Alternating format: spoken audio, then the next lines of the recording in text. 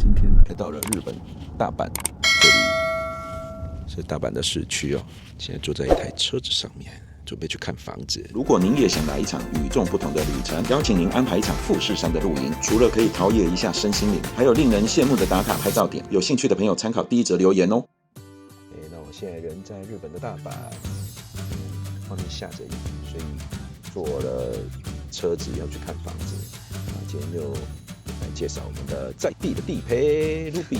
地陪，Hello。对呀，你好像食衣住行娱乐都可以找你。娱乐就不用找我了，我自己都没有娱乐。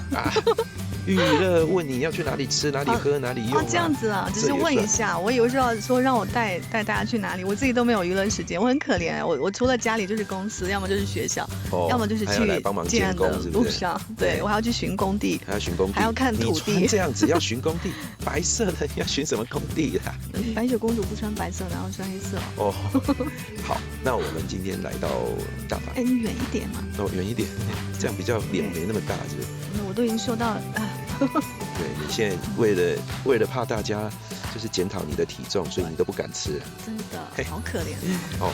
那今天因为有一个台北的网友就是要来日本这边看房子，来大阪这边看房子，所以我今天就托他的福，我有车子可以坐，不然平时都是宝链11号公车了哦。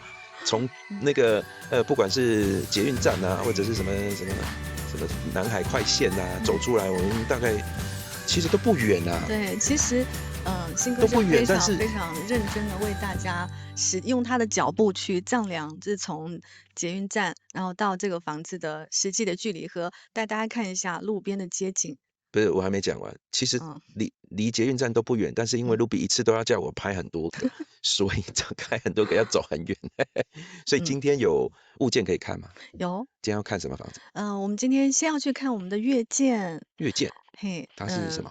这个是我另外一个屋主的房子，它里面有带电梯，有停车位，有温泉，超级大一间。一户建吗？你不是都是一户建？一户建有电梯哦。对啊。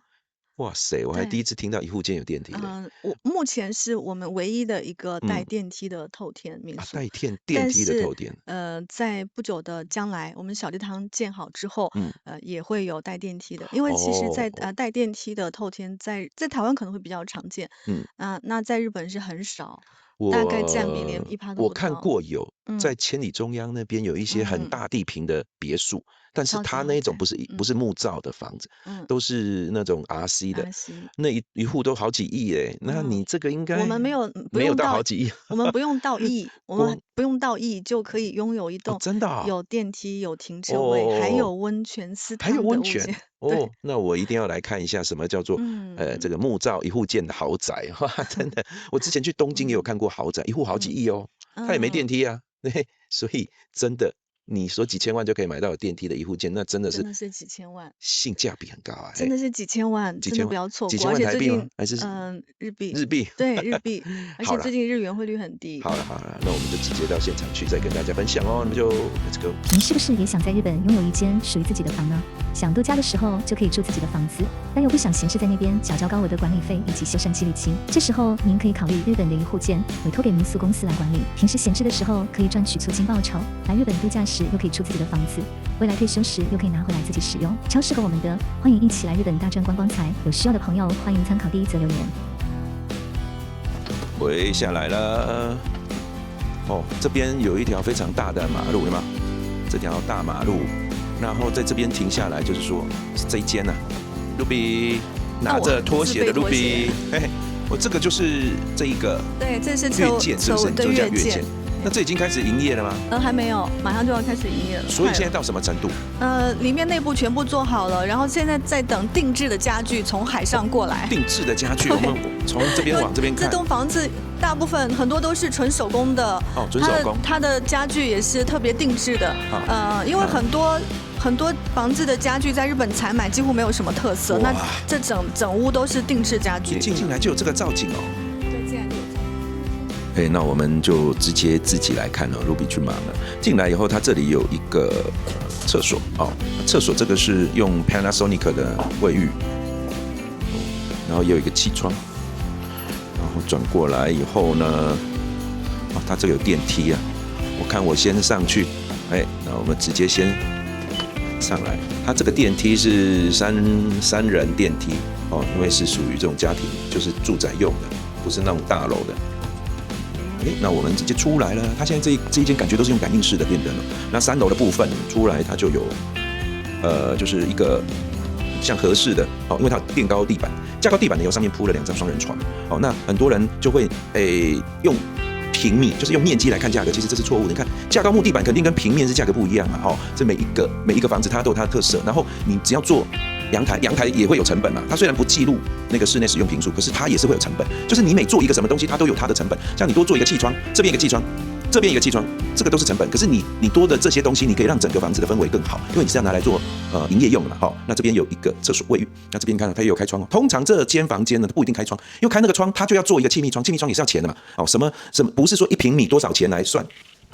然后这一个部分又多了一个浴室。一般一户建呢，3层楼只会有1间浴室，基本上是这样。它这个多做1间浴室，大家可以想一下嘛，这间浴室如果在台湾，你多做这一间要多少钱，是不是？好，然后往这边走，你看它走道也比较宽敞，然后一样架高哦，你每架高10公分要多少钱？这个其实是都有一个行情的啊。你看，然后气密窗也特别多，这样。好，那我们就到下面去。哦，3楼的部分哦，有2间房间，然后你看这个窗台，它的这个楼梯的宽度也比较宽，哦，比较宽一点。2楼的部分。到这边来了以后，可以看到它一走出来就有做一个造景，而且它上面有开天窗，开天窗，然后往这边走是它的客厅，客厅也算非常大。一般一户建哦，客厅不会这么大，但是因为这一间是比较高级，然后拿来做民宿，你是不是全家人有可能在客厅一起聊天啊，喝啤酒啊，或者是叫一些外卖啊，或去外面买东西回来吃，然后这一间呢就可以榻榻米，小朋友在这里跳啊、玩耍，是不是？哦，这样还有你看里面还有做一些造景园艺啊。哦，那你如果做这些园艺造景的话，是不是有小朋友弄坏啊？比较折损率比较高。那这个都是Lupi他们公司的管理公司的成本。好，那我们再看。哦，那这些都是成本啊。你看，这是瓷砖。一般哦，在这个地方它是用木头直接铺一整片，等于平钉啊。平钉的成本肯定比这个更便宜，但是你看它这个又架高又贴瓷砖，然后它瓷砖全部都选名古屋的那个很有名的瓷砖厂，1平方米都是1万5到2万之间的。这个瓷砖我有去建材公司有问，建材行有问过，大概1平米的成本还没包含工就要1万5到2万之间。然后这边是它的厨房。好，厨房的部分你可以看到，光是气窗的部分，气窗每一个气窗都是一个气密窗，都是成本啊。这也是上面那也是，所以这些全部都是成本啊。好，都是 Panasonic， 然后又有一个阳台，阳台也是要钱的，阳台不计坪数，但是也是要钱的。好，我们今天看下，这边你看，这边还2个气窗，这气窗每一组都好几千块的台币哦，不是日币。好，来，我们再到1楼的部分，可以看到我刚进来的地方一样哦，它这个外玄关非常大，光是这个外玄关可能就有2-3坪啊，2坪多的一个面积。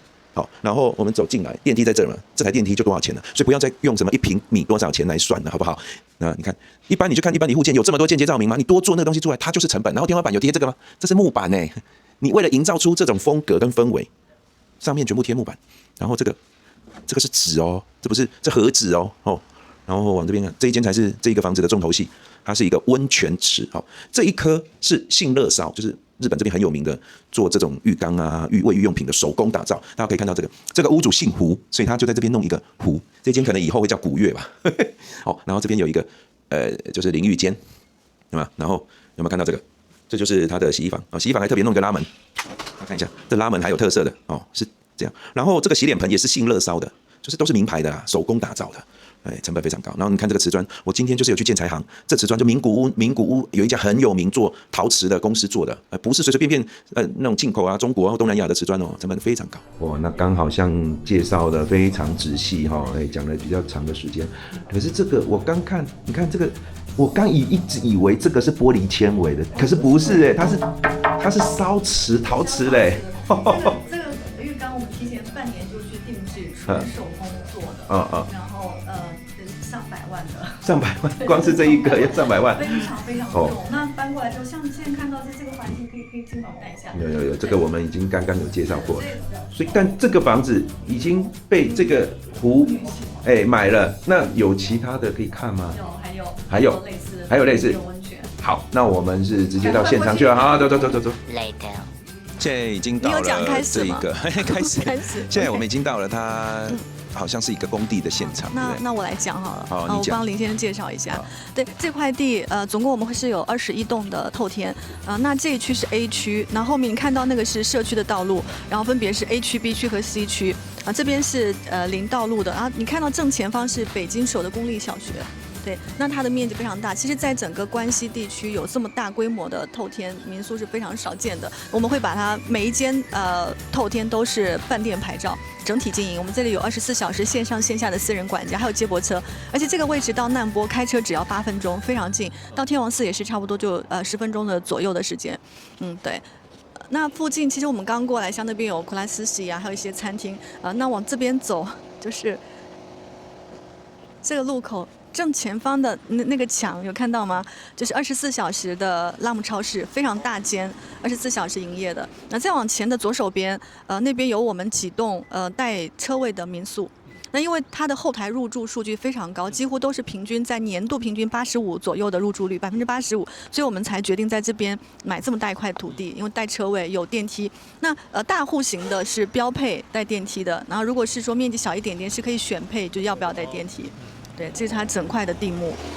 这是那个小池塘。对，这就是小池塘。对。我看好像这个网友对这个社区还蛮有兴趣的呢。对，因为他先去看到刚刚那个电梯啦，然后越界是吗？再加上那个温泉，那这边会跟那里一样的配备吗？一样的，对，也是有温泉、有停车位，还带电梯。哇，因为我记得你上次跟我讲。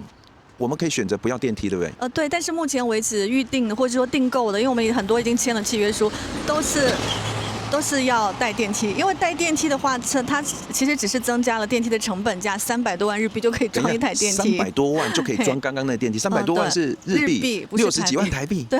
那谁不装啊？而且现在都是老龄化的趋势。那观光客进来，他如果是不想拿行李拉来拉去的，我当然有电梯是最好啦。对。所以现在基础工程我看已经都做得差不多了。已经全部做完了。因为像这种超过500平米以上的土地开发，他要先申请土地公示。申请土地公示，土地公示做完之后，才可以申请每一栋房子的建造牌照。因为我们土地公示已经结束了，那我可以在影片麻烦新哥帮我剪一个。公示正在进行的，就是你现在在公示在进行的当中。刚好我过来有拍到所有的水管。可是你这个已经都做好了，也没差了，已经都做的差不多了。给大家看一下啊，不可以偷懒，要剪进去。好了，那这个就是目前这个小池塘。它的这个整个状况，然后你在大阪，我可以再增加好啊，再给你增加。其实这附近的交通非常方便，开车8分钟就到难波的南海车站，然后10分钟开车10分钟到天王寺、哈鲁嘎寺，然后呢，其实我们还有接驳车，而且到木津川的南海的西建桥线也只要500公尺，非常近。然后还有一个公车是29路公车，直接2分钟就到站。交通是 OK 就对了啦，交通很好，交通真的很好，又可以开车，对，又有公共交通。那我们今天感谢 Ruby 的分享，然后因为这一个台北的网友来了，我才有机会可以坐车过来，不然我看嘛是爱保练呐，是不是？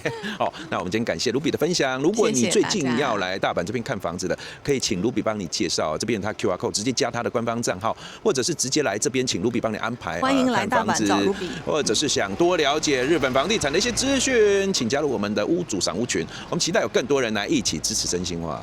我们感谢 Ruby， 我们下次见，拜拜。如果你正计划来大阪旅游，那你可以选择 Ruby 他们公司的民宿，这里有一个像家的客厅，还有像家一样的餐桌，可以去超市买和牛回来煮，还有帮你洗屁屁的免治马桶，有洗衣机，出门不用带那么多衣服，体验正宗日式的房间。欢迎来找 Ruby。